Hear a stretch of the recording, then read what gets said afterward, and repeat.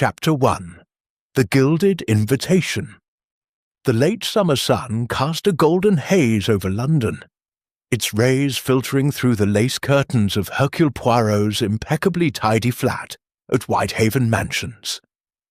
The detective sat at his desk, his small, precise hands arranging a stack of correspondence with the care of a jeweller setting diamonds. His moustache, waxed to perfection, gleamed like a badge of his meticulous nature. The air smelled faintly of lavender polish, and a silver tray bearing a single cup of tisane sat within reach.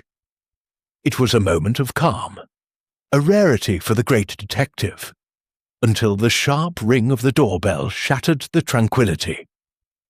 "Mon Dieu," Poirot muttered, his green eyes narrowing. "Who disturbs the peace of Hercule Poirot at such an hour?"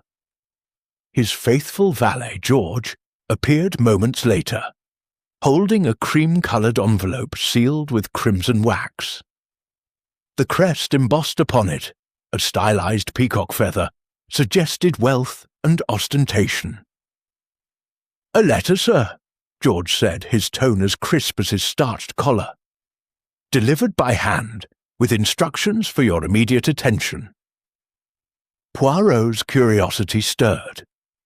He took the envelope, noting its weight and the elegant calligraphy of his name. Breaking the seal, he unfolded a letter written in bold, florid script. "Dear Monsieur Poirot, your reputation as a man of unparalleled intellect precedes you. I, Lady Beatrice Eldridge, humbly request your presence at Eldridge Hall, my estate in Kent, for a weekend of theatrical festivities. A private performance of my late husband's final play, The Velvet Door, will be staged in our restored theatre. Yet I fear shadows lurk beneath the glamour. I beg you to attend not as a guest, but as a guardian of truth. Discretion is paramount. Enclosed is your invitation. Arrive by Friday's dusk. Yours in hope, Lady Beatrice Eldridge, tucked within was a gilded invitation, its edges curling like the petals of a rare flower. It promised a weekend of art, intrigue, and revelry at Eldridge Hall, beginning September 28th, 1925. Poirot's lips twitched into a faint smile. "Intrigue," she said, "and shadows. This Lady Eldridge, she knows how to entice the little grey cells." He turned to George. "What do you know of Eldridge Hall, my friend?" George, ever knowledgeable, cleared his throat. "A grand estate, sir, though somewhat faded since the war. Lord Reginald Eldridge, the late owner, was a playwright of some renown, known for his melodramas. Lady Beatrice, his widow, is said to be eccentric, obsessed with preserving his legacy. The Hall's theatre is famous, sir, a relic of Victorian opulence." "Eccentric, you say?" Poirot's eyes gleamed. "And a theatre. A stage where masks are worn, both literal and figurative. Très intéressant." By Friday evening, Poirot found himself in a chauffeured Rolls-Royce, gliding through the rolling Kent countryside. The air grew cooler as the car approached Eldridge Hall, a cheap, sprawling manor of ivy-clad stone and Gothic arches. Its towers loomed against the twilight, their silhouettes jagged like broken teeth. The driveway was lined with lanterns, their flickering light casting eerie shadows on the gravel. At the entrance, a butler with a face as stern as a gravestone greeted him. "Monsieur Poirot, Lady Beatrice awaits you in the Grand Hall." The interior of Eldridge Hall was a study in faded grandeur.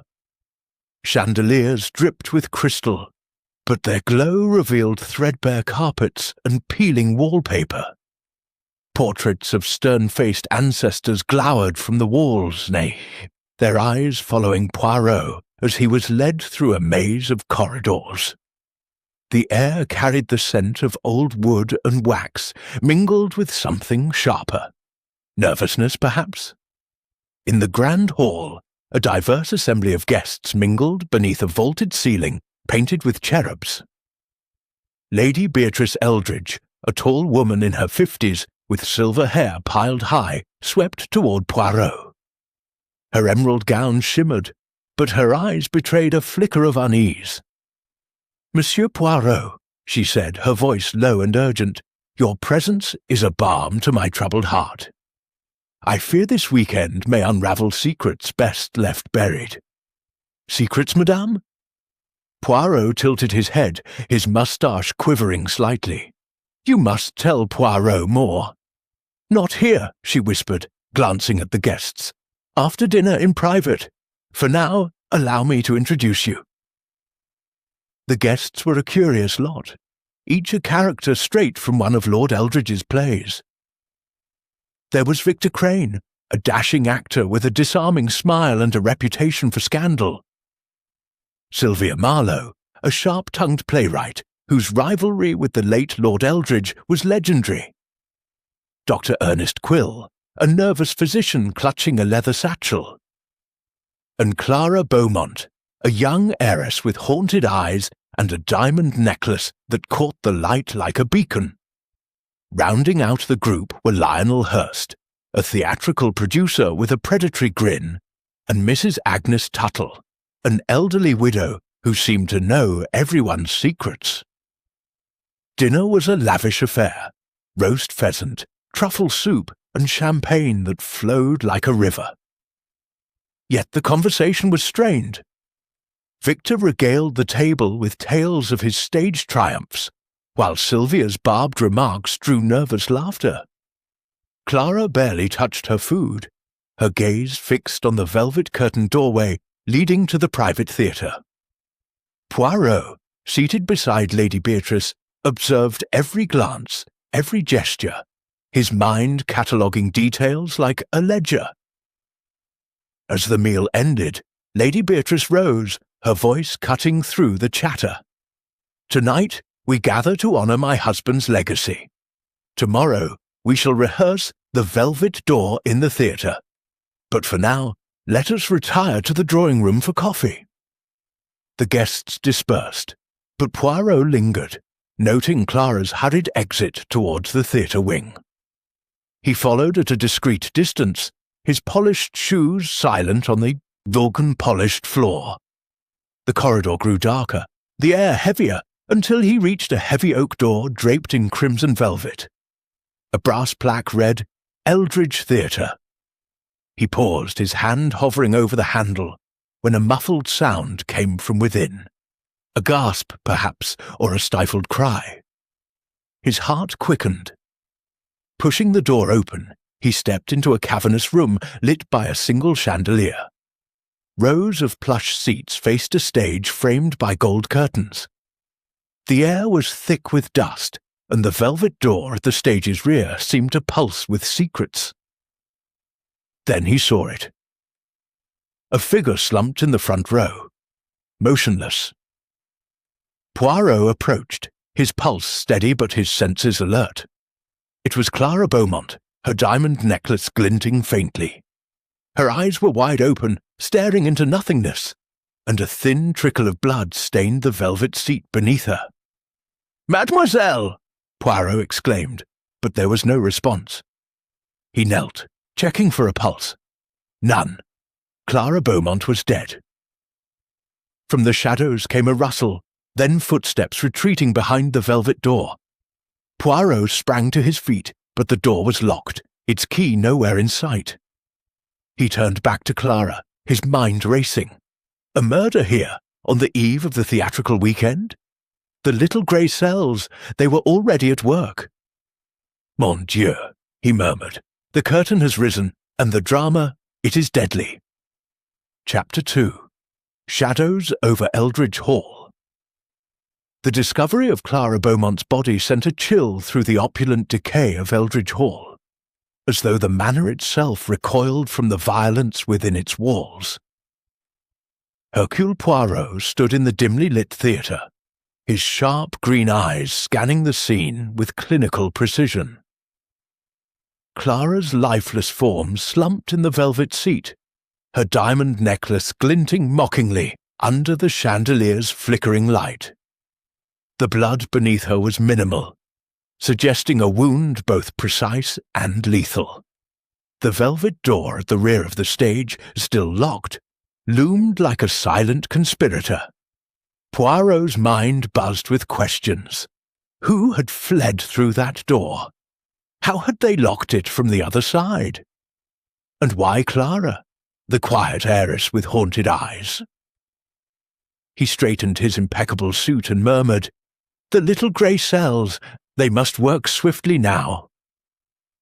He stepped back into the corridor, his polished shoes clicking on the polished floor, and called for the butler. "Monsieur, summon Lady Beatrice and the guests at once. There has been a tragedy."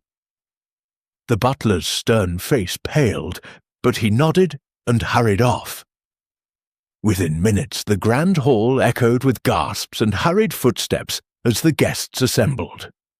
Lady Beatrice, her silver hair slightly askew, clutched her emerald gown as she entered the theatre. "Monsieur Poirot, what is this madness?" she demanded, her voice trembling.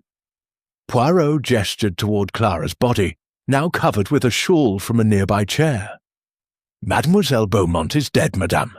Murdered, I fear, in this very theatre." A collective cry rose from the group.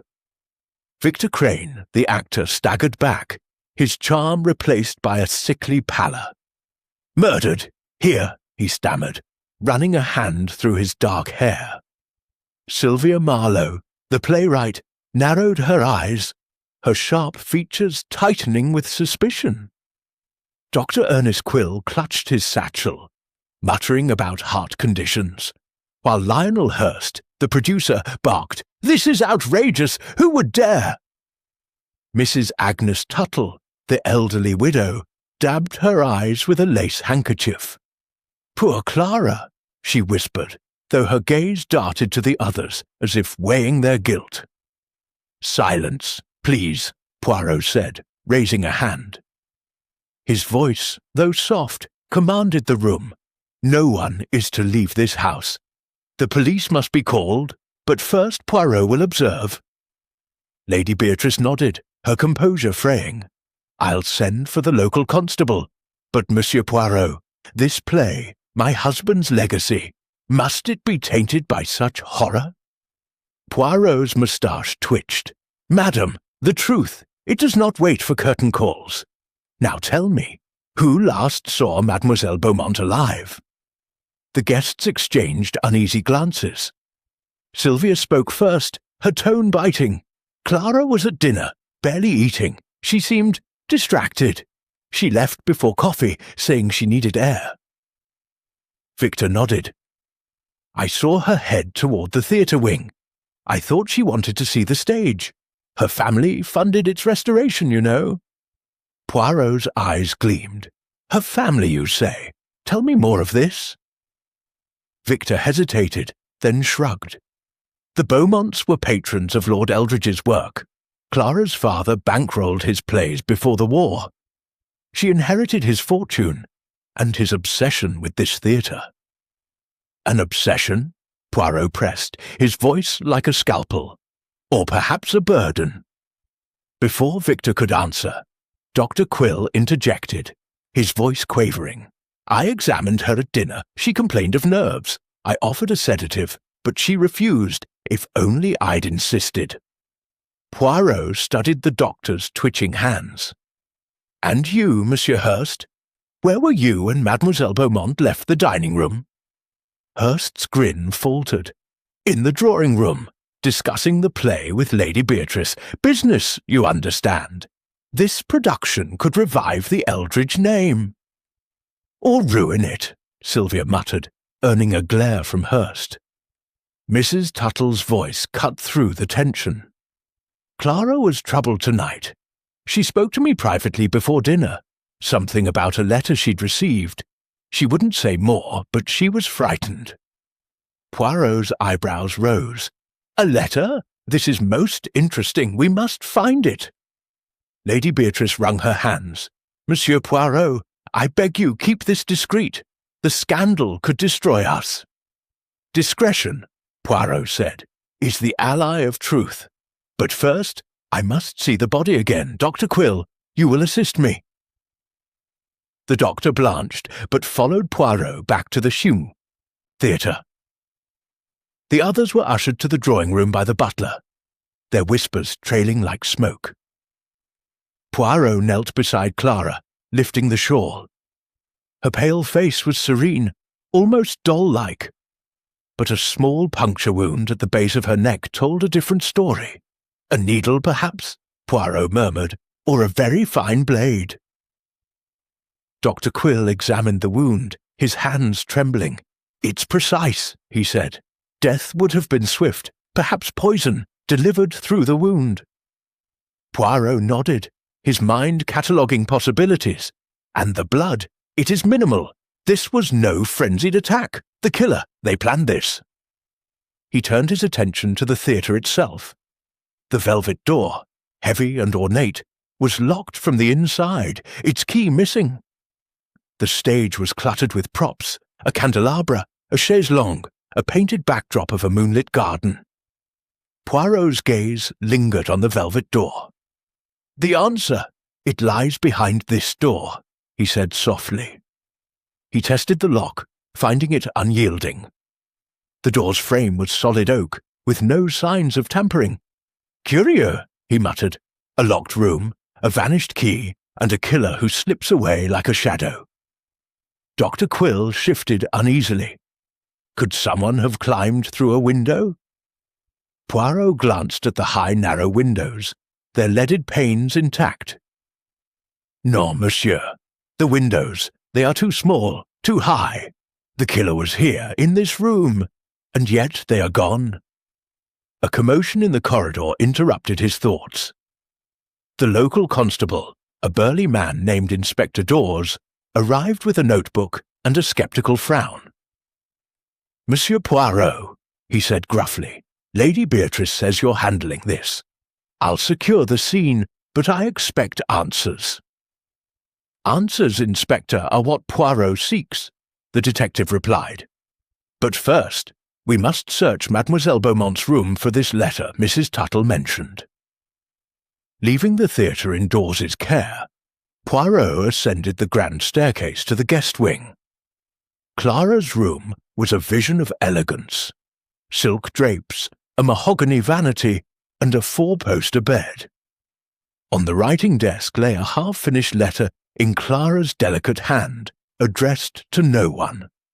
It read, "I know the truth about the velvet door. If I don't act, more will suffer. But I fear." The sentence ended abruptly, the pen lying askew. Poirot's eyes narrowed.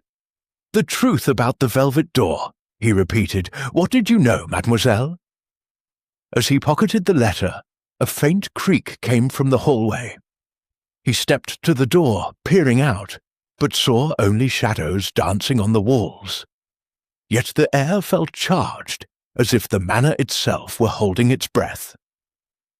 Someone was watching, listening, waiting. "Mon Dieu!" Poirot whispered, his moustache quivering with anticipation. "The game, it grows more dangerous." Chapter 3. Whispers in the Rehearsal Room. The air in Eldridge Hall seemed to thicken with suspicion as the night deepened, the manor's ancient walls absorbing the echoes of Clara Beaumont's murder. Hercule Poirot stood in the guest room, the unfinished letter in his hand, its cryptic words burning in his mind. "I know the truth about the velvet door." The creak in the hallway had faded, but the sense of being watched lingered like a cold draught. Poirot's green eyes darted to the shadows, his moustache twitching as his little grey cells churned. "Someone in this house," he murmured, "knows more than they dare admit." He slipped the letter into his pocket and descended to the drawing-room, where the guests awaited under Inspector Dawes's watchful eye. The room was a cocoon of opulence. Velvet drapes, a roaring fire, and a grand piano gleaming in the corner. But the atmosphere was taut as a bowstring. Lady Beatrice paced near the fireplace, her emerald gown catching the flame's glow. Victor Crane lounged in an armchair, his charm strained, while Sylvia Marlowe scribbled furiously in a notebook, her lips pursed. Dr. Ernest Quill clutched his satchel, his face pale, and Lionel Hurst stood by the window, glaring into the night. Mrs. Agnes Tuttle sat primly, her sharp eyes missing nothing. Poirot cleared his throat, commanding attention. "Mesdames et messieurs," he began, his voice precise, "Mademoiselle Beaumont's death is no accident. A murder has been committed, and the killer is among us. I require your cooperation. Tell me, who among you visited the theatre before dinner?" Silence fell, broken only by the crackle of the fire. Victor raised a hand, his voice unsteady. "I did, Monsieur Poirot. I was checking the stage, part of my duties as lead actor. The props, the lighting, you know." "And you saw nothing unusual?" Poirot's gaze was piercing. Victor hesitated, his fingers fidgeting with a cufflink. "Well, the velvet door was ajar. I thought it odd since it's usually locked. I closed it but didn't think much of it." Poirot's eyebrows rose. "Ajar, you say? Most curious. And you, Madame Marlowe?" Sylvia's pen paused.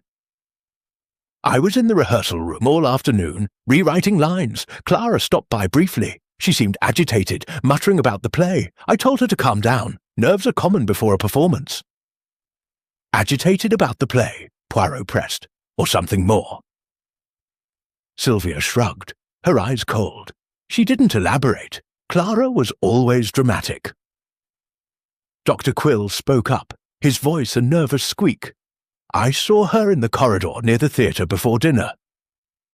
She asked if I had any calming tonics. I offered laudanum, but she refused, said she needed a clear head." Poirot turned to Lionel Hurst. "And you, monsieur? Your whereabouts?" Hurst's grin was forced. "With Lady Beatrice, discussing budgets. This production isn't cheap, you know. I didn't go near the theatre until after dinner." Lady Beatrice nodded. "It's true, Monsieur Poirot. Lionel was with me until we joined the others." Mrs. Tuttle's voice, soft but cutting, interjected. "I was in the library, reading Lord Eldridge's old scripts. Clara passed by, clutching a letter. She looked terrified, poor dear." Poirot's fingers tapped his chin. "This letter again. We must understand its significance. But first, I wish to see this rehearsal room." Lady Beatrice led the way, her steps quick and anxious. The rehearsal room, adjacent to the theatre, was a smaller space cluttered with scripts, costume sketches, and a battered piano. A long table held a model of the stage, complete with a miniature velvet door. The air smelled of ink and dust, and a single lamp cast long shadows across the walls. Poirot's eyes swept the room, noting a pile of papers marked with Sylvia's angular handwriting. He lifted one, reading aloud. "The Velvet Door, Act 2. The truth lies in the shadows, but the key is lost." "Most poetic, Madame Marlowe. Your work?" Sylvia flushed. "A draft. Lord Eldridge's original script was flawed. I'm improving it. Flawed." Lady Beatrice's voice was sharp. "My husband's work was genius." "Genius that bankrupted him," Sylvia snapped. "If not for Clara's family, this theatre would be a ruin." Poirot raised a hand. "Enough. Tell me, what is this play about?" Lady Beatrice softened. "It's Reginald's masterpiece, a tale of betrayal and hidden treasure. The velvet door conceals a secret vault, but only the right key unlocks it. It's symbolic, of course." "Symbolic," Poirot echoed, his mind racing. "Or perhaps literal." He moved to the table, examining the stage model. The tiny velvet door was meticulously crafted, its lock gleaming. He pressed it, and to his surprise, it clicked open, revealing a hollow compartment. Inside was a single key, small, ornate, and unmistakably real. "Mon Dieu!" Poirot exclaimed, holding it up. "A key, hidden in plain sight. Could this fit the velvet door?" Lady Beatrice gasped. "That's impossible. The theatre's key has been missing for years." Victor frowned. "It looks like the one I saw in the lock earlier today, but I swear I left it there." Poirot pocketed the key, his expression unreadable. "We shall test it, but first I must speak to each of you alone. Secrets, they hide in the whispers of this house." As the group dispersed, Poirot lingered, his gaze fixed on the model. The rehearsal room felt alive with echoes of arguments, fears, and unspoken truths. He approached the piano, striking a single note. Its mournful tone seemed to carry Clara's final moments. A soft rustle came from behind a costume rack. Poirot spun, his hand on his cane. "Who is there? Show yourself!" Mrs. Tuttle emerged, her face pale but composed. "Forgive me, Monsieur Poirot. I overheard something earlier, in this very room." Clara was arguing with someone. Angry whispers about money and betrayal. I couldn't see who, but her voice was desperate. Poirot's eyes narrowed. "And you did not mention this before." "I didn't want to cause a scene," she said, wringing her handkerchief. "But I fear I've said too much already." "Non, madame," Poirot said softly. "You have said just enough." He escorted her back to the drawing-room, his mind a whirlwind of clues. The letter, the key, the ajar door, and now an overheard argument. As he reached the corridor, a faint scent caught his attention.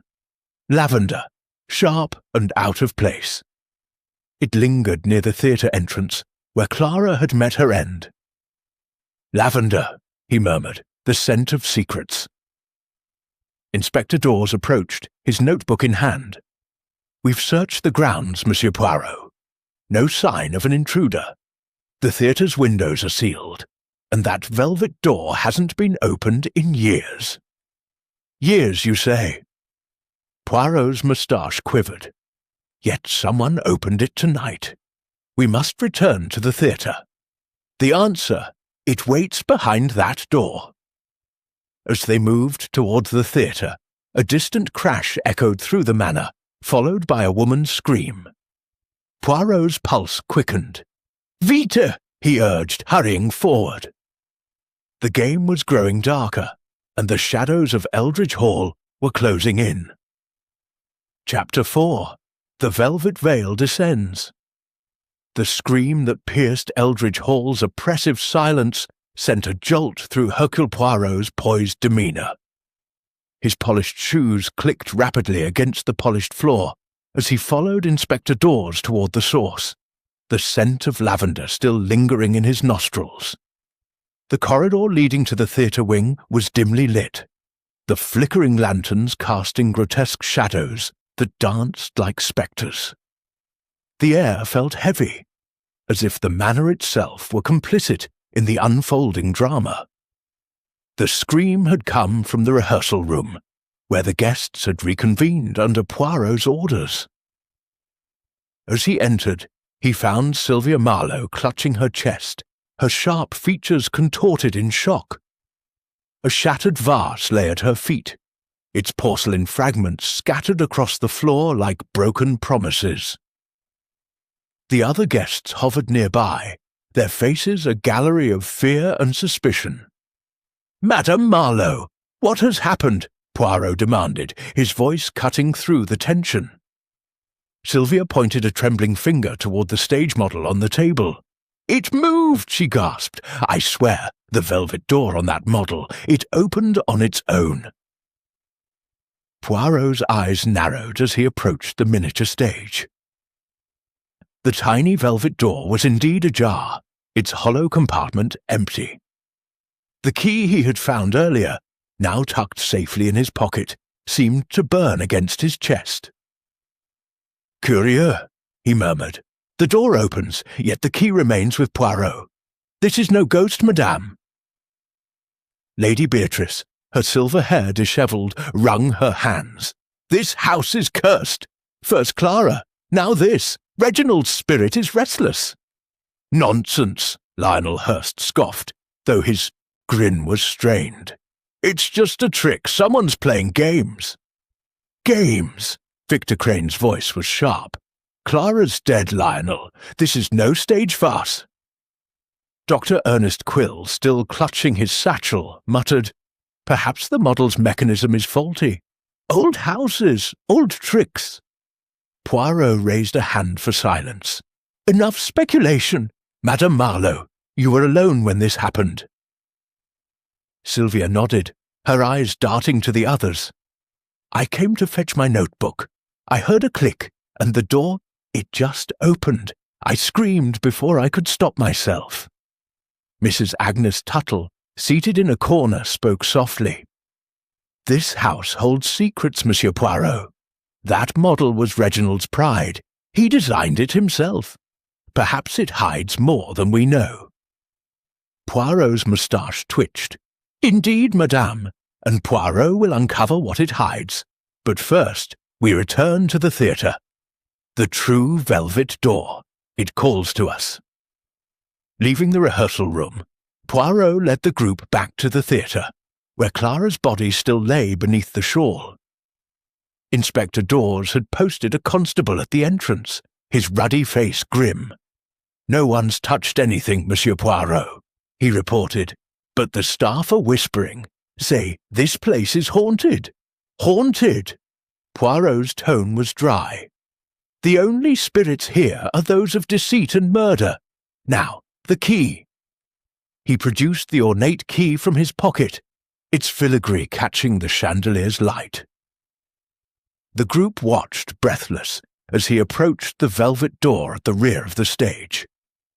The lock was old but sturdy, its brass tarnished.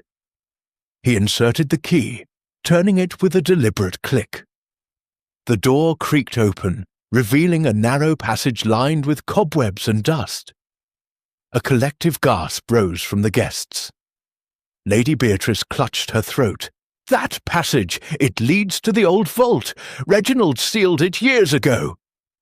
Poirot stepped inside, his cane tapping the stone floor. The air was stale, carrying the scent of mildew and something metallic. A faint light flickered at the passage's end, where a rusted iron gate barred the way. Beyond it, a glimpse of a stone chamber hinted at secrets long buried. "Mon Dieu," Poirot whispered. "The velvet door! It is more than a stage prop." He turned to the group, his eyes gleaming. "Who among you knew of this passage?" Victor raised his hands defensively. "Not me! I only know the stage directions." Sylvia's voice was sharp. "Reginald was obsessed with that vault. He claimed it held his greatest treasure, but he never told anyone what it was." Hurst snorted. "Treasure, more likely debts. His plays bled money." Dr. Quill shifted uneasily. "I treated Reginald before his death. He spoke of the vault once, in a fever, said it held the heart of the play. I thought it delirium." Mrs. Tuttle's eyes were distant. "Clara knew something about it. That letter she mentioned, she said it came from the vault." Poirot's mind raced, connecting threads. Clara's letter, the vault, the key, the lavender scent. He turned to Inspector Dawes. "We must search this passage, but carefully. The killer, they used this route to escape." Dawes nodded, signalling his constable to fetch lanterns. As the group waited, Poirot's gaze fell on the stage, where a script lay open, its pages marked with red ink. He lifted it, reading a line. "Behind the velvet door, the truth waits, but only the guilty hold the key." "Lord Eldridge's words?" Poirot asked Lady Beatrice. She nodded, her voice barely a whisper. "From the play. It's uncanny." Poirot closed the script, his expression unreadable. Uncanny or deliberate. The play, it seems, is more than fiction. The constable returned with lanterns, and Poirot led a small party, Dawes, Victor, and Sylvia, into the passage. The others remained in the theatre, watched by the constable. The passage was narrow, its walls damp and lined with faded tapestries. Footprints in the dust suggested recent passage, but they were smudged, unreadable. The metallic scent grew stronger, and Poirot's nose wrinkled. "Blood, perhaps," he said softly. At the iron gate, he paused. The lock was rusted but intact, and the key from the model did not fit. "Another lock, another mystery," he muttered. Peering through the bars, he saw the chamber beyond. A stone vault with shelves of dusty ledgers and a single wooden chest, its lid carved with a peacock feather. Victor whistled. Reginald's treasure. Sylvia's eyes gleamed. If it's real, it could save this production. Poirot's voice was stern. "Or end it. We return to the theatre. This vault, it will wait." Back in the theatre, Poirot gathered the guests. "The passage confirms the killer's escape, but the vault remains locked. We must search your rooms for clues, letters, keys, anything tied to Clara's death." Hurst protested. "This is an outrage. You can't invade our privacy." Poirot's gaze was icy. "A woman is dead, monsieur. Privacy is a luxury we cannot afford." As Dawes organized the search, Poirot lingered by the velvet door, his fingers brushing its fabric. The lavender scent was stronger here, almost cloying. He bent down, noticing a faint stain on the floor, barely visible, but unmistakably blood. "The killer was careless," he murmured, "or perhaps they wished to be seen." A sudden shout from the corridor broke his reverie. Dawes burst in, holding a small vial labelled lavender essence. "Found this in Dr. Quill's satchel," he said, breathless. "It's not medicine." Quill's face drained of colour. I use it for calming patients. It's harmless." Poirot's eyes gleamed. "Harmless, monsieur, or a mask for murder?" As the guests erupted in accusations, Poirot raised a hand, silencing them. The velvet veil of deception was descending, and the truth lay just beyond his instant grasp, but not for long. Chapter 5. A Scream in the Spotlight. The revelation of Dr. Quill's lavender vial hung in the air like a storm cloud over Eldridge Hall. The theatre, with its velvet seats and ghostly chandelier, seemed to pulse with secrets as Hercule Poirot stood before the assembled guests, his green eyes glinting with purpose. The accusation against Quill had sparked a flurry of whispers, but Poirot's raised hand silenced them. "Mesdames et messieurs," he said, his voice steady as a metronome, "the truth, it begins to emerge, but we are not yet at the final act. This vial, it is a clue, but not a verdict." Dr. Ernest Quill, his face ashen, clutched his satchel like a lifeline. "I swear, Monsieur Poirot, it's just a tonic. I use lavender to soothe nerves, nothing more." Poirot's moustache twitched. "Perhaps, monsieur. But the scent of lavender, it follows the trail of murder. We shall see." Inspector Dawes, holding the vial, frowned. "We're searching the rooms now, Poirot. If there's more evidence, we'll find it." Lady Beatrice, her composure fraying, stepped forward. "Monsieur Poirot, this is madness. Clara's death, the vault, now this vial. My husband's legacy is crumbling." Poirot's gaze softened, but only slightly. "Madame, the legacy of Lord Eldridge, it is tied to this crime. The velvet door, the vault, the play, they are not mere scenery. They are the stage for murder." Before anyone could respond, a piercing scream shattered the tension, echoing from the direction of the rehearsal room. The guests froze, their faces a gallery of dread.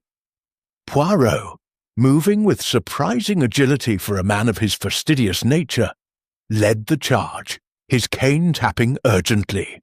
"Vite!" he urged as Dawes and the others followed. The rehearsal room was in disarray.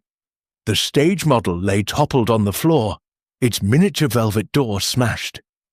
Sylvia Marlowe stood trembling, her notebook clutched to her chest, her eyes wide with terror. "It was him!" she gasped, pointing at Victor Crane, who stood frozen near the piano. "I saw him tampering with the model." Victor's charm vanished, replaced by a scowl. "That's absurd! I was looking for my script. I didn't touch the damn thing." Poirot knelt beside the broken model, his fingers tracing the splintered wood. "Curieux," he murmured. "The door, it is destroyed. Someone wished to hide what it contained." Sylvia's voice was shrill. "I came to retrieve my notes and saw Victor fiddling with it. He looked guilty." Victor rounded on her. "You're lying, Sylvia. You've hated me since I got the lead in Reginald's play. You'd do anything to ruin me." "Enough!" Poirot's voice cut through the argument like a blade. He turned to Sylvia. "Madame, describe exactly what you saw." Sylvia hesitated, her sharp features tightening. "I entered the room, and Victor was leaning over the model, his hands on the door. When he saw me, he jumped back, and the model fell. Then I screamed." Victor's eyes flashed. "She's twisting it!" "I was reaching for my script, which was under the table. The model was already wobbly. It fell when I bumped it." Poirot's gaze darted between them, his mind cataloguing every nuance. "And yet, the door is smashed. An accident or an act of sabotage? We shall see." He turned to the model, examining the wreckage. The hollow compartment where he had found the key was now exposed, its edges jagged. A scrap of paper, torn and crumpled, lay among the debris. Poirot lifted it carefully, unfolding it to reveal a single line in Clara's handwriting. "The vault holds more than gold." "Mon Dieu," he whispered, pocketing the scrap. "Mademoiselle Beaumont, she knew too much." Lady Beatrice, hovering nearby, gasped. "Clara, what does it mean?"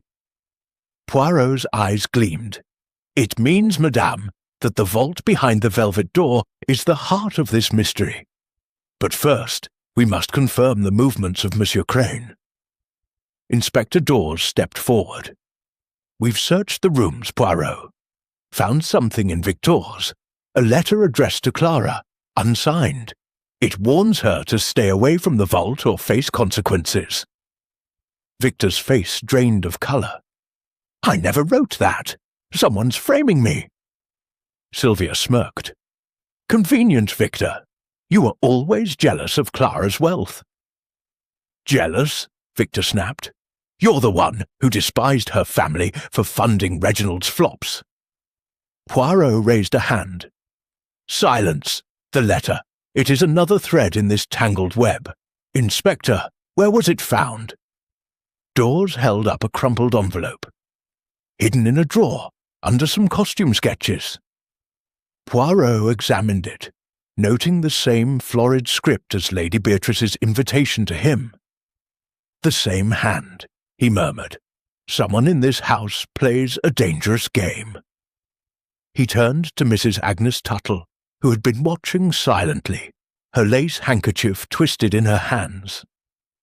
"Madam Tuttle, you spoke of an argument Clara had in the rehearsal room. Did you recognize the other voice?" Mrs. Tuttle's eyes darted to Victor, then away. "It was muffled. A man, I think. Angry, but I couldn't make out the words." Victor's fists clenched. "You're all against me. I loved Clara. She was like a sister." Poirot's eyebrows rose. "Love, monsieur, or perhaps rivalry? The stage, it breeds both." Lionel Hurst, who had been unusually quiet, spoke up. "This is getting out of hand, Poirot. We're actors, not murderers. Maybe Clara's death was an accident, some prop malfunction." Poirot's gaze was icy. "An accident, Monsieur Hurst? With a locked door and a vanished killer? Non, this was murder, planned with precision." Dr. Quill, still shaken, interjected. "Could it be poison?" I noticed a faint mark on Clara's neck, perhaps from a syringe. My lavender vial isn't toxic, but someone could have tampered with it." Poirot nodded, his mind racing. "A syringe, a needle, a fine blade. The method is unclear, but the intent is not. We must return to the theatre and examine the velvet door again." As the group moved back to the theatre, Poirot lingered, his eyes scanning the rehearsal room. The piano's lid was slightly ajar, revealing a glint of metal inside. He lifted it, finding a small syringe, its needle stained with a dried, reddish residue. "Voila," he said softly. "The weapon, perhaps." He concealed the syringe in his handkerchief, unwilling to reveal it yet. The guests were too volatile, their accusations too quick. Someone was orchestrating this chaos, and Poirot would not tip his hand. Back in the theatre, the velvet door loomed, its crimson fabric absorbing the chandelier's light. Poirot inserted the key again, testing the lock. It turned smoothly, but the passage beyond was unchanged, dusty, cobwebbed, leading to the locked vault. "The killer passed through here," he said. "But how? The gate beyond is barred." Dawes frowned.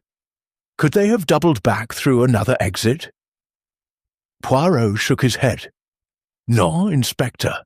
The footprints in the dust, they go one way, toward the vault. Yet the gate is locked. It is a puzzle." As he spoke, a low groan echoed from the stage, followed by a thud. The guests spun, gasping as a prop candelabra toppled, its candles rolling across the floor. In the flickering light, a shadow moved behind the velvet door. A fleeting glimpse, then gone. "Who's there?" Dawes shouted, drawing his baton. Poirot's heart raced, but his voice was calm. "The killer! They are close, and they are watching." The spotlight above flickered, casting the theatre into a dance of light and shadow. Poirot's little grey cells burned with urgency. The truth was near, but the killer was nearer still. Chapter 6. The Sealed Sanctuary. The theatre of Eldridge Hall, with its velvet seats and ghostly chandelier, seemed to hold its breath as the shadow vanished behind the velvet door. Hercule Poirot's sharp eyes followed the fleeting movement, his heart steady despite the gasps and murmurs of the guests around him. The fallen candelabra lay scattered across the stage, its candles extinguished, casting the room into a twilight of suspicion. Inspector Dawes gripped his baton, his face taut, while the others, Lady Beatrice, Victor Crane, Sylvia Marlowe, Dr. Ernest Quill, Lionel Hurst, and Mrs. Agnes Tuttle, stood frozen, their eyes darting between the door and each other. "Mon Dieu," Poirot murmured, his moustache quivering with anticipation. "The killer, they play a bold game, revealing themselves, yet hiding still." He turned to Dawes. "Inspector, secure the passage. No one enters or leaves until we understand this sanctuary of secrets." Dawes nodded, motioning to his constable to guard the velvet door. Poirot stepped forward, the syringe he had found in the rehearsal room's piano tucked safely in his handkerchief. Its stained needle gnawed at his thoughts. A possible murder weapon, yet its presence raised more questions. Was it planted to incriminate Dr. Quill, or was it the key to Clara Beaumont's death? "Mesdames et messieurs," Poirot said, his voice commanding silence, "the shadow we saw, it confirms the killer is among us. They know the secrets of this theatre, its passages, its locks. We must proceed with care. Inspector, have you found anything else in the room searches?" Dawes cleared his throat.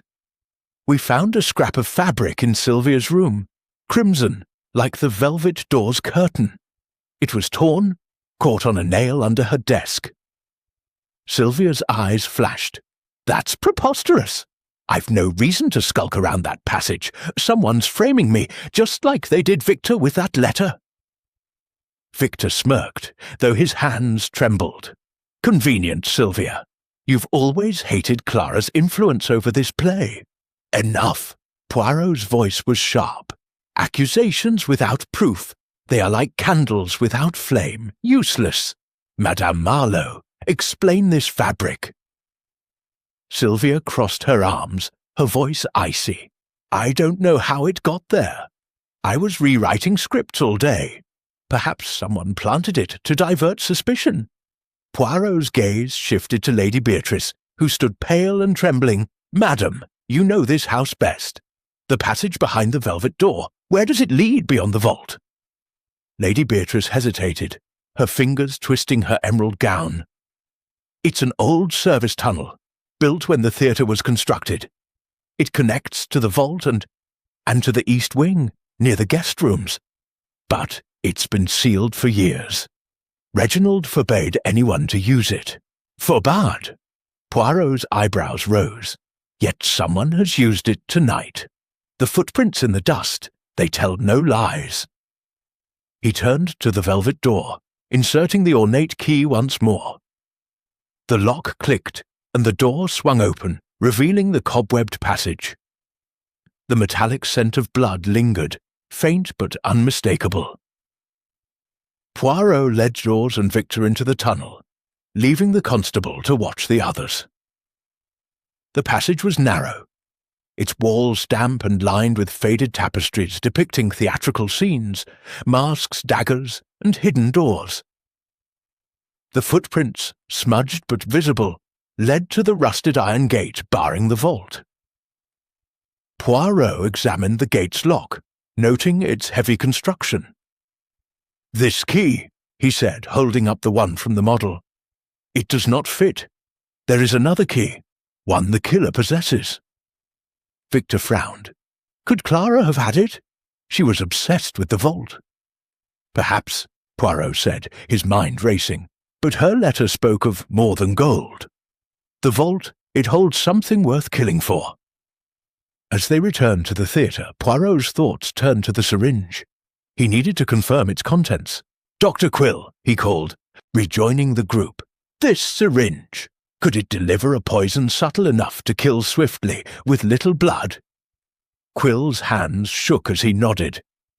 "Yes, Monsieur Poirot. A strong alkaloid, like aconitine, could do it. A small dose through a needle would stop the heart in moments.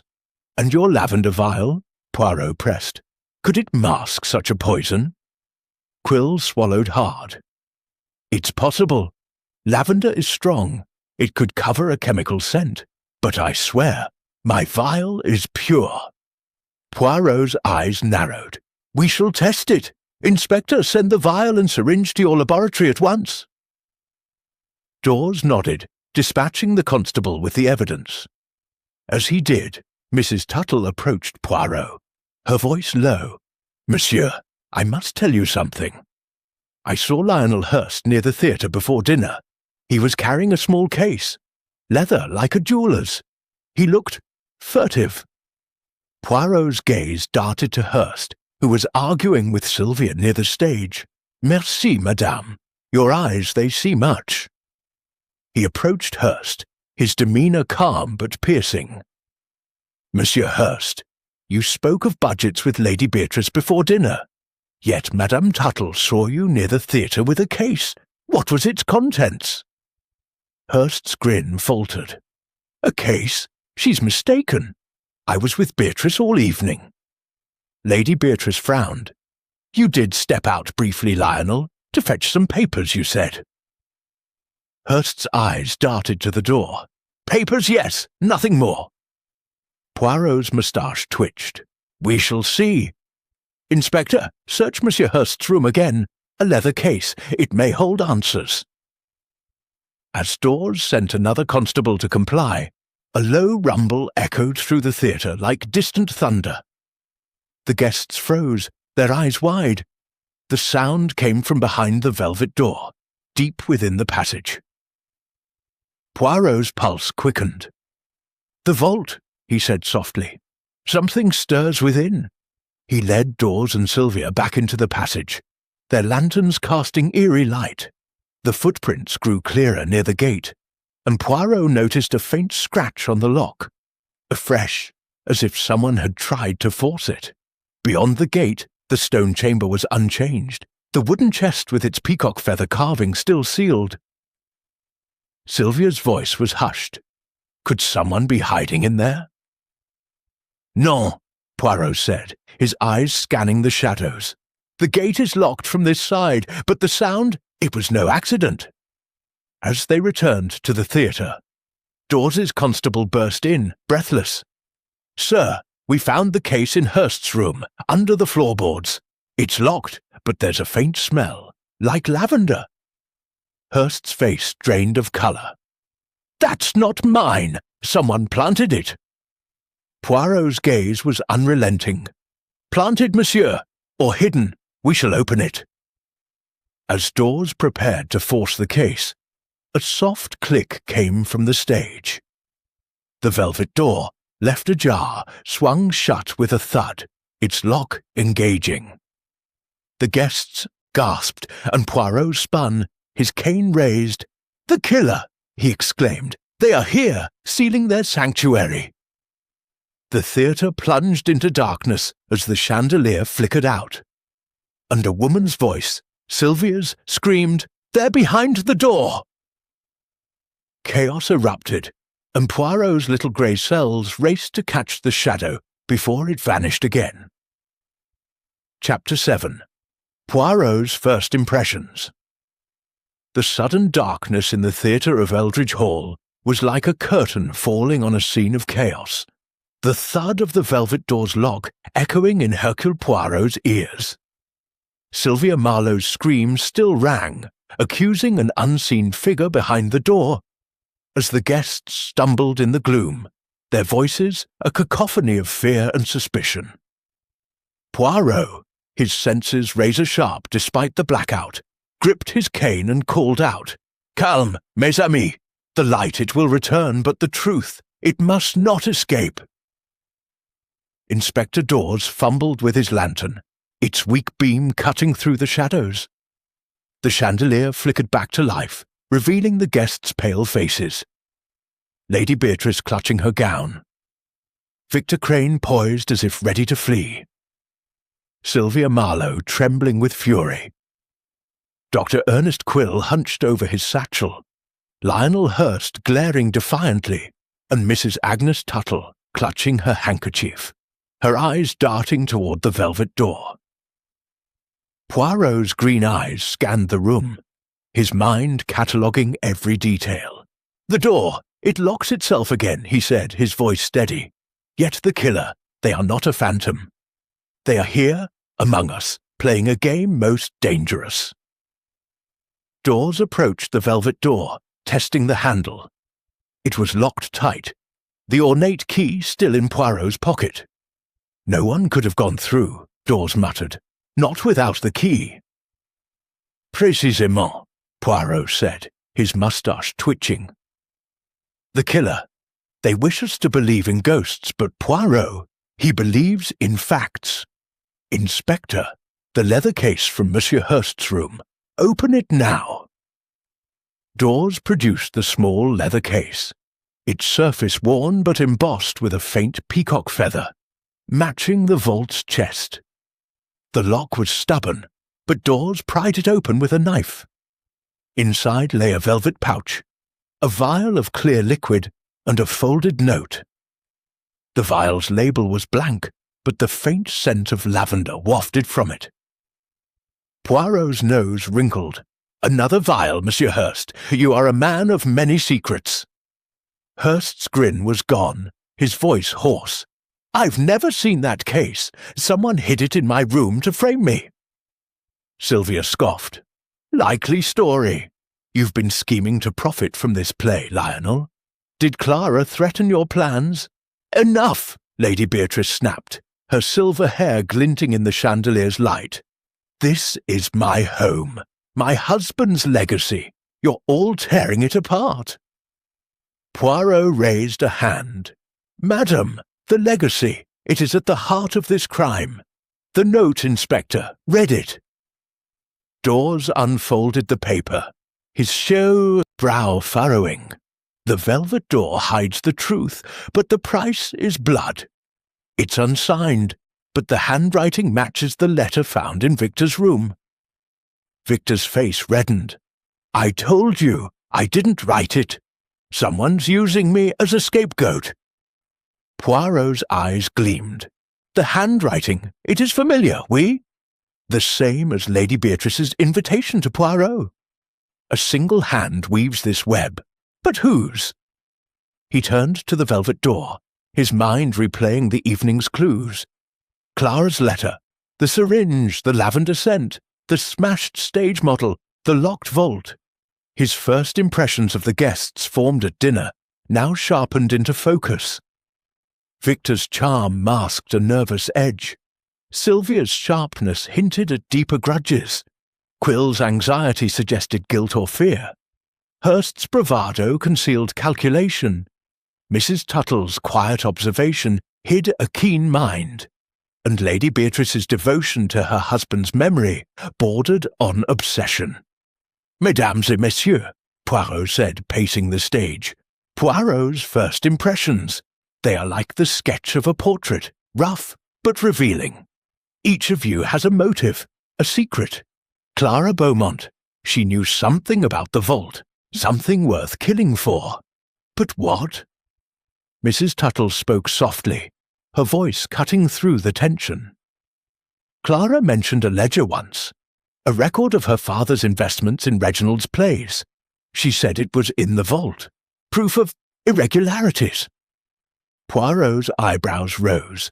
Irregularities, financial perhaps, or something more sinister. Lady Beatrice stiffened.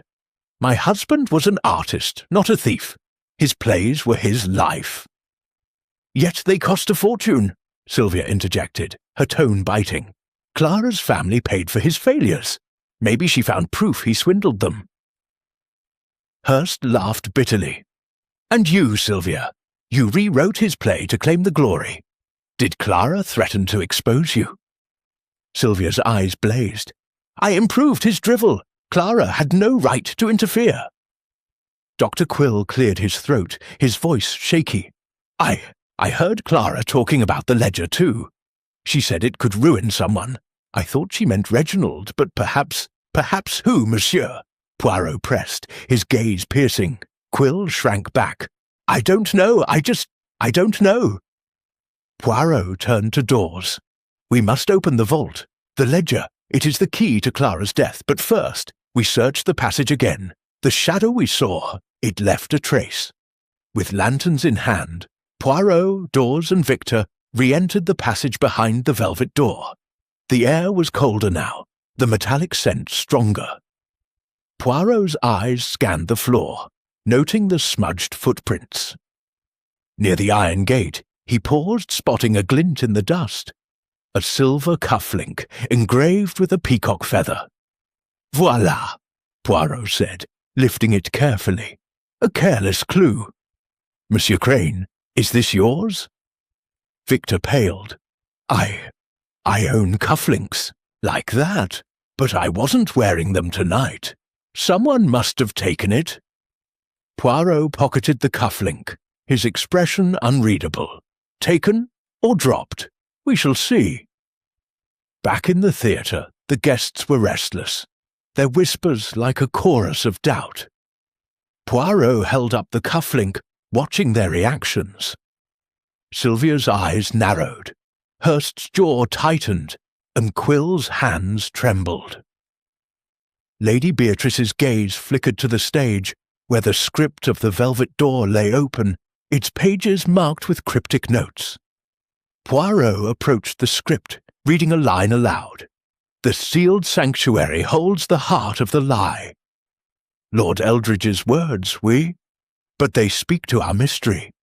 The vault, it is the sanctuary, and the lie, it is deadly. He turned to Lady Beatrice. Madam, you said the vault was sealed years ago. Yet someone has entered it recently. Who else had access? Her voice trembled. "Only Reginald and I knew of the passage. After his death, I locked the velvet door myself. The key was lost, until tonight." "Lost," Poirot echoed, "or hidden." A sudden crash from the passage startled the group. Dawes drew his baton, and Poirot led the way, his cane tapping urgently. At the iron gate, they found the wooden chest in the vault toppled, its lid cracked open. Papers spilled across the floor, ledgers, letters, and a single photograph of a young woman, not Clara, but strikingly similar. Poirot lifted the photograph, his heart racing. "Mon Dieu," he whispered, "the sanctuary, it is no longer sealed, and the killer, they are one step ahead." As the guests crowded behind, a low moan echoed from the vault, chilling the air. The truth was close, but the danger closer still. Chapter 8. Threads of Deception. The moan from the vault sent a shiver through the musty air of Eldridge Hall's secret passage, its echo lingering like a warning. Hercule Poirot stood before the toppled chest, the spilled ledgers and the photograph of the mysterious woman clutched in his gloved hand. The iron gate barred further entry, but the cracked lid of the chest revealed that someone had been here, someone desperate to keep the vault's secrets buried. The guests crowded behind him, their faces pale in the lantern's flickering light. Lady Beatrice, her eyes wide with dread. Victor Crane, his charm replaced by tension. Sylvia Marlowe, her sharp gaze darting to the papers. Dr. Ernest Quill, trembling like a leaf. Lionel Hurst, his grin now a grimace.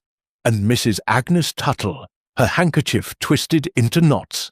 "Mon Dieu," Poirot murmured, his moustache quivering as his little grey cells wove together the threads of deception.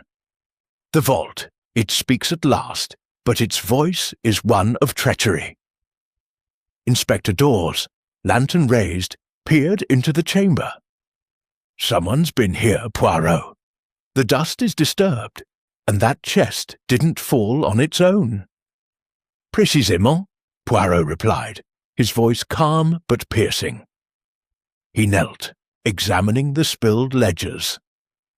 They were financial records, scrawled in Lord Eldridge's florid hand, detailing investments from Clara Beaumont's father. One entry caught his eye. A loan of $10,000, marked Vault Security, dated a month before Lord Eldridge's death. "Most curious," he said. "A fortune tied to this vault. But for what purpose?" Lady Beatrice's voice trembled. Reginald never spoke of such sums. He said the vault held only his scripts, his true treasure. Poirot's eyes gleamed. "Scripts, madame, or a secret worth killing for?" He held up the photograph, its edges worn but the image clear. A young woman with Clara's delicate features, standing before the velvet door. "Who is she?" The guests exchanged uneasy glances. Mrs. Tuttle spoke first, her voice soft but steady. "That's Eleanor Beaumont, Clara's older sister. She died years ago, before the war. A tragic accident, they said." An accident. Poirot's tone was sharp. Or another thread in this tapestry of deceit. Victor shifted uncomfortably. "Clara talked about Eleanor sometimes. She said the family never recovered from her death. It's why her father funded Reginald's plays, to honour Eleanor's love of theatre." Sylvia snorted. "Or to cover up something. The Beaumonts were always secretive." Poirot pocketed the photograph, his mind racing. The syringe, the lavender vial, the cufflink, the letters, and now this photograph. Each clue a thread, weaving a pattern only he could see. He turned to Dawes. "Inspector, we must secure these ledgers. They may hold the motive for Clara's murder." As Dawes gathered the papers, Poirot's gaze fell on a faint mark on the chest's lid. A smudge of red wax, identical to the seal on his invitation. "The same hand," he murmured. "The writer of these notes, they are close." Back in the theatre, the guests were restless, their whispers like the rustle of leaves before a storm. Poirot held up the photograph, watching their reactions.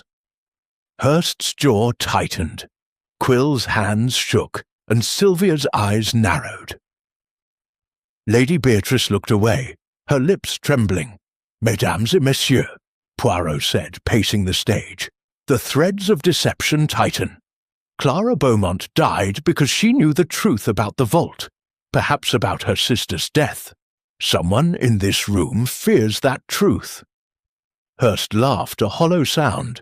"You're chasing ghosts, Poirot. Clara was nosy, that's all. Probably stuck her nose where it didn't belong." "Nosy?" Sylvia snapped. "Or dangerous? You were always cosy with her father, Lionel. Did she find out you were skimming his funds?" Hurst's face reddened. "Watch your tongue, Sylvia. I'm no thief," Dr. Quill interjected, his voice quavering. "I treated Eleanor Beaumont before her death.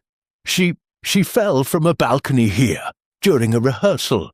It was ruled an accident, but Clara always doubted it." Poirot's eyebrows rose. "Doubted, monsieur? And did she share these doubts with you?" Quill nodded, his eyes downcast. "She asked me last week if I'd seen anything odd that night. I told her I hadn't. I was in my room, asleep." "Asleep?" Poirot echoed, his tone sceptical. "Or avoiding the truth?" Before Quill could respond, a faint creak came from the stage's trapdoor, hidden beneath a rug. Poirot spun, his cane pointing. "Inspector, open it!" Doors lifted the rug, revealing a wooden panel. He pried it open, exposing a narrow staircase descending into darkness. A draught carried the scent of lavender, sharp and unmistakable. "Another passage," Dawes said, his voice grim. "This place is a maze." Poirot's eyes gleamed. "A maze? Oui, but one designed by a cunning mind. The killer. They use these passages like a spider its web." He led Dawes and Sylvia down the staircase, their lanterns casting eerie shadows. The passage was cramped, its walls lined with old playbills from Lord Eldridge's productions. At its end was a locked door, its handle cold to the touch. Poirot tried the ornate key, but it didn't fit. "Another lock," he said, frustration creeping into his voice. "The killer. They are always one step ahead." Sylvia's voice was hushed. "This must lead to the east wing, near the guest rooms. Someone could have slipped through here after killing Clara." Poirot nodded.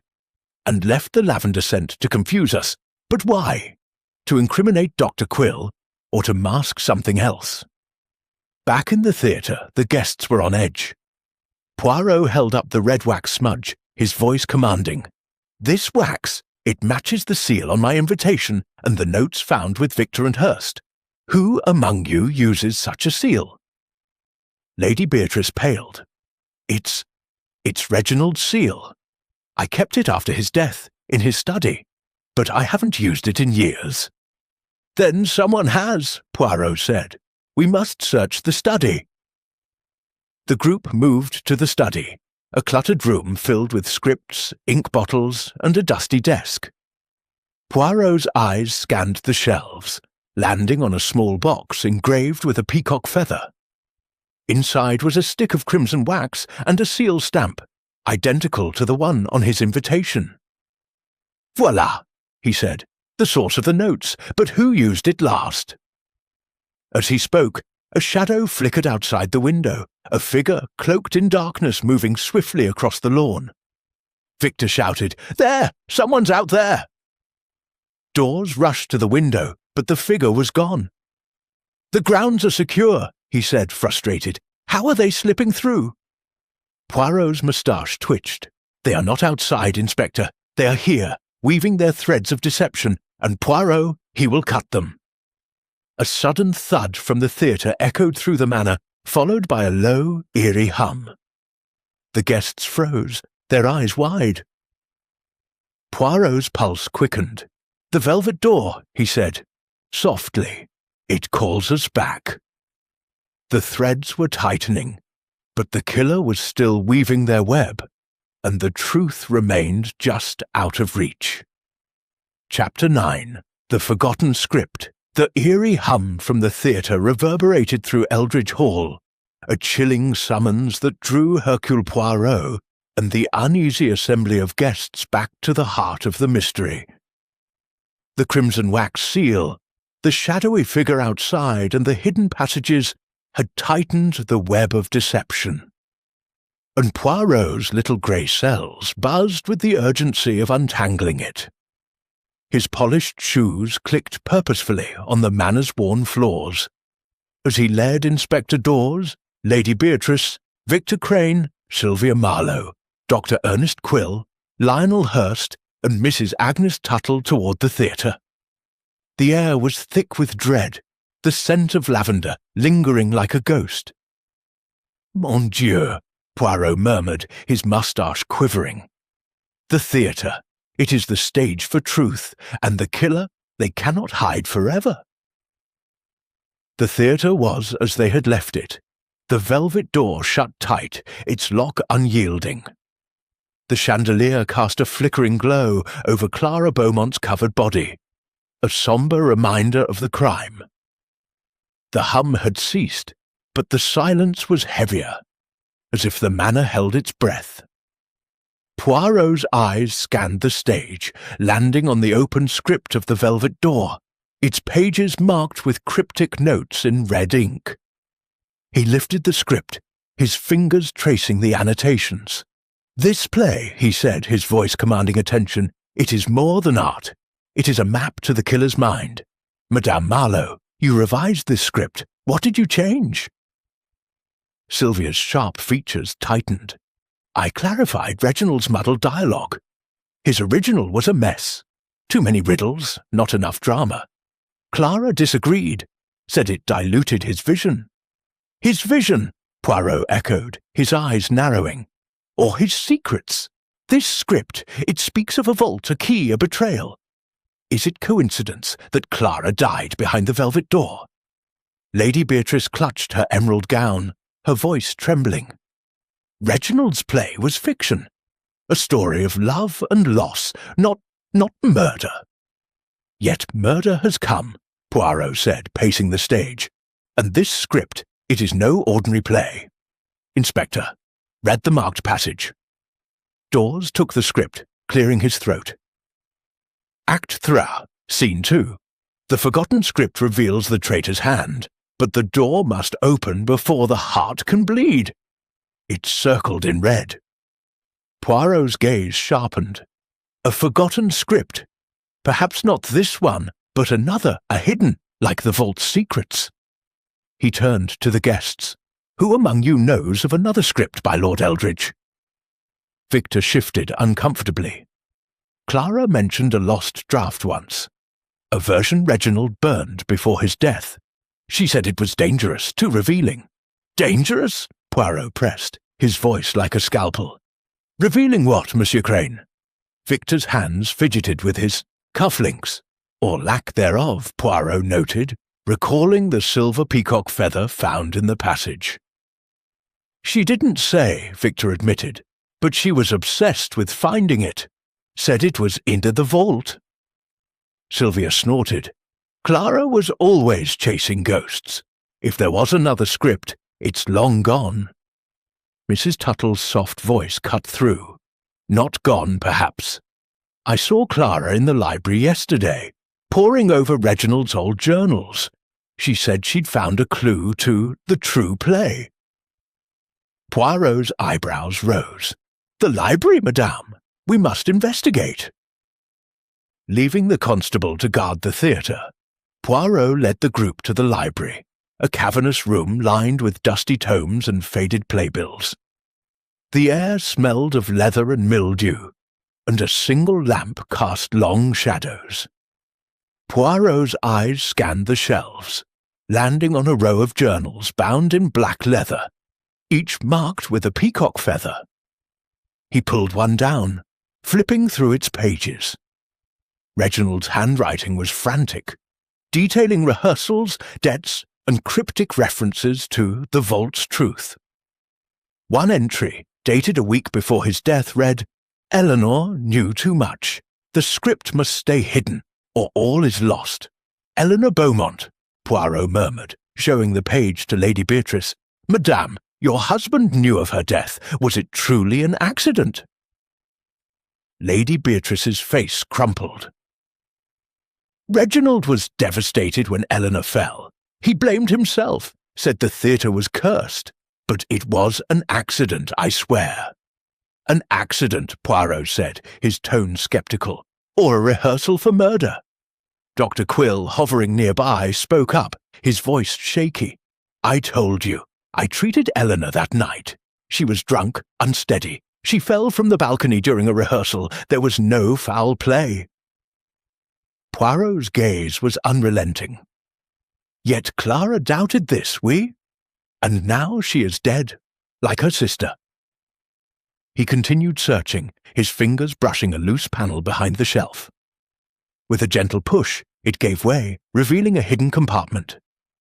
Inside was a single manuscript, its cover faded, but titled The Velvet Door, original draft. The pages were brittle, stained with red wax. Poirot's heart raced. "The forgotten script," he said softly. He opened it, reading aloud. "The vault holds the heart of betrayal, sealed by the blood of the innocent." "Mon Dieu, this is no play. It is a confession." Sylvia's eyes widened. "Reginald wrote that? It's treasonous." Hurst laughed bitterly. "Treasonous? It's a melodrama. He was always theatrical." Poirot's voice was stern. "Theatrical, oui, but deadly. This script, it names names, Eleanor's, Clara's father, and another, a partner in deceit." He flipped to a marked page, his eyes scanning a list of characters. 1, the benefactor, was described as a man of wealth and lies, whose greed seals the vault.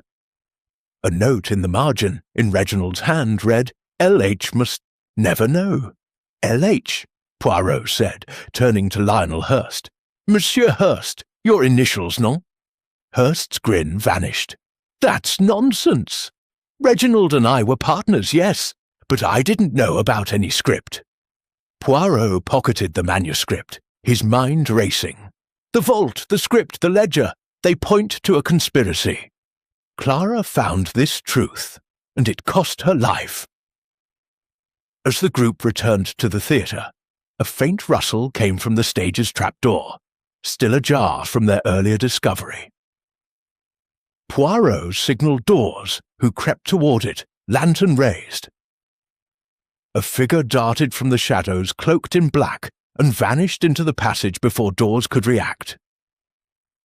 "The killer!" Victor shouted, lunging forward. "No!" Poirot barked, stopping him. "They want us to chase. We stay together. The script, it has shaken them." He held up the manuscript, watching the guests' faces. Sylvia's jaw was tight, Quill's hands trembled, and Lady Beatrice looked faint. Mrs. Tuttle's eyes gleamed with something like recognition. "That script," she whispered. "Clara showed me a page yesterday. She said it would ruin someone." "Ruin who, madame?" Poirot pressed. Before she could answer, a sharp crack echoed from the velvet door, followed by a low groan. Dawes rushed to it, but the lock held fast. "It's jammed!" he shouted. Poirot's pulse quickened. The killer, they are desperate. The forgotten script has drawn them out, and the final act approaches. The theatre's shadows deepened, and the truth, like the manuscript, was fragile, but within reach. If Poirot could survive the killer's next move. Chapter 10. Curtain Call for the Culprit. The sharp crack from the velvet door reverberated through the theatre of Eldridge Hall, a final note in the symphony of secrets that had unfolded over the deadly weekend. Hercule Poirot stood centre stage, the forgotten script of the velvet door clutched in his gloved hand, its brittle pages heavy with the weight of truth. The guests, Lady Beatrice, Victor Crane, Sylvia Marlowe, Dr. Ernest Quill, Lionel Hurst, and Mrs. Agnes Tuttle, stood frozen, their faces illuminated by the chandelier's flickering light. Inspector Dawes wrestled with the locked door, his frustration palpable, while the air pulsed with the tension of a climax approaching. "Mon Dieu," Poirot said, his voice steady as a conductor's baton. "The killer, they are cornered, and the curtain, it must now fall." His green eyes gleamed, his little grey cells weaving together the threads of deception. The syringe, the lavender vial, the cufflink, the letters, the ledger, the photograph, and the forgotten script. Each clue had led to this moment. Dawes pounded on the velvet door, but it held fast. "It's no use, Poirot. Whoever's in there, they've barred it from the inside." "No, Inspector," Poirot said, his moustache quivering. "The door. It is a distraction. The killer is not behind. They are here, among us, playing their final role." The guests gasped, their eyes darting to one another. Sylvia's voice was shrill. "What are you saying, Poirot? One of us?" "Précisément," Poirot replied, pacing the stage. "Clara Beaumont died because she uncovered the truth hidden in this script. A truth about her sister Eleanor's death, the vault, and a conspiracy of greed. The killer, they could not let her speak." He held up the script, its red-inked notes glowing like bloodstains. "This manuscript, it is Lord Eldridge's confession. It names the benefactor, a man who profited from deceit, whose initials are L.H. Monsieur Hurst. You were Reginald's partner, oui?" Lionel Hurst's grin was gone, his face pale. "I told you, Poirot, I'm no thief. Reginald was the one with debts." "Debts," Poirot said, "funded by Clara's father and perhaps misappropriated. The ledger in the vault shows a loan of 10,000 centauls, marked vault security. Yet the vault holds no gold, only papers and a photograph of Eleanor Beaumont." "Why?" Lady Beatrice's voice trembled. "Reginald said the vault held his scripts, his legacy." "No, madame," Poirot said gently. "It held proof of a crime. Eleanor's death was no accident. She discovered the theft, threatened to expose it, and was silenced. Clara, she found this script and began to suspect. Her letter said, 'The vault holds more than gold. It holds guilt.'" Victor Crane's eyes widened. "You're saying Eleanor was murdered, and Clara knew?" "Oui," Poirot said. "And the killer, they used the velvet door's passage to escape after striking Clara with a poisoned syringe masked by lavender. The cufflink, the wax-sealed notes, the smashed model, they were threads to mislead us." Mrs. Tuttle's soft voice cut through. "I saw Clara with that script, Monsieur Poirot. She said it would ruin someone close to Reginald." Poirot nodded, turning to Dr. Quill. "Monsieur Quill, you treated Eleanor the night she died. You claimed she was drunk, but Clara doubted this. Why?" Quill's hands shook, his satchel slipping to the floor.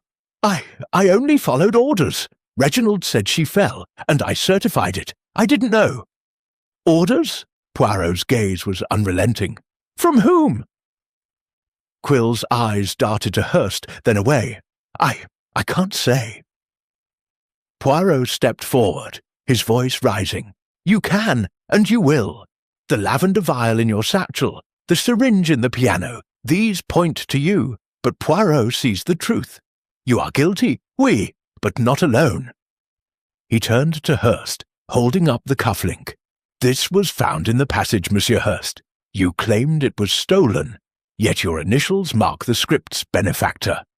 You profited from the Beaumont's funds, and when Eleanor threatened to expose you, you ensured her silence.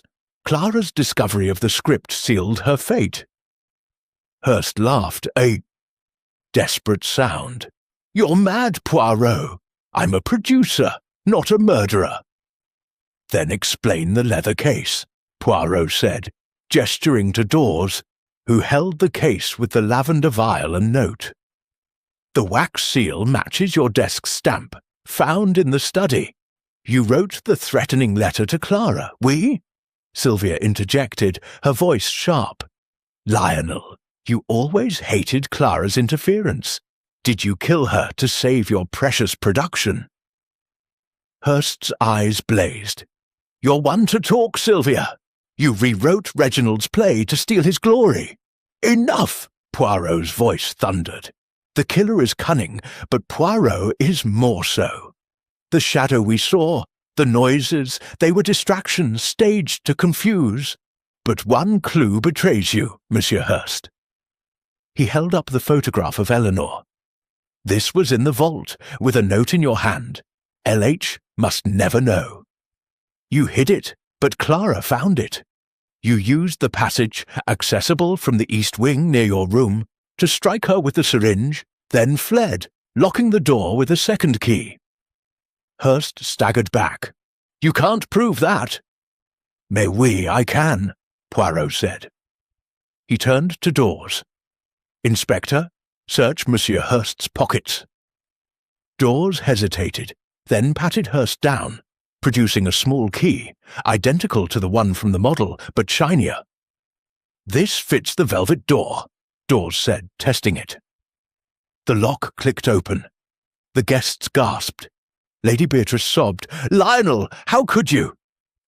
Hurst's shoulders slumped, his voice a snarl. "Clara was going to ruin everything. She found the script, the ledger. She knew I'd taken the money. Eleanor did too, years ago.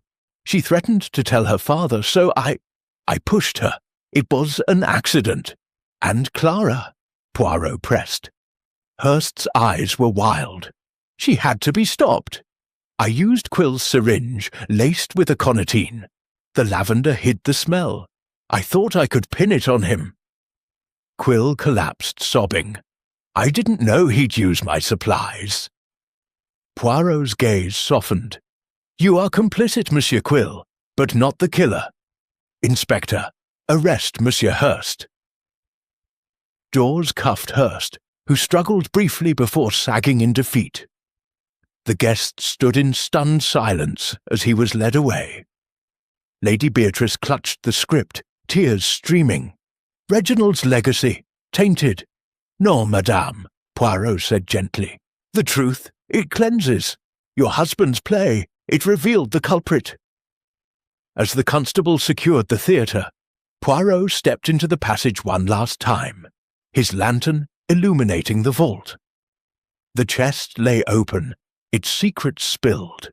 He murmured, "The curtain falls, and justice takes the stage." Back in the theatre, the chandelier glowed steadily, as if the manor exhaled at last. The velvet door stood open, its mystery solved, and Poirot's little grey cells rested until the next drama called.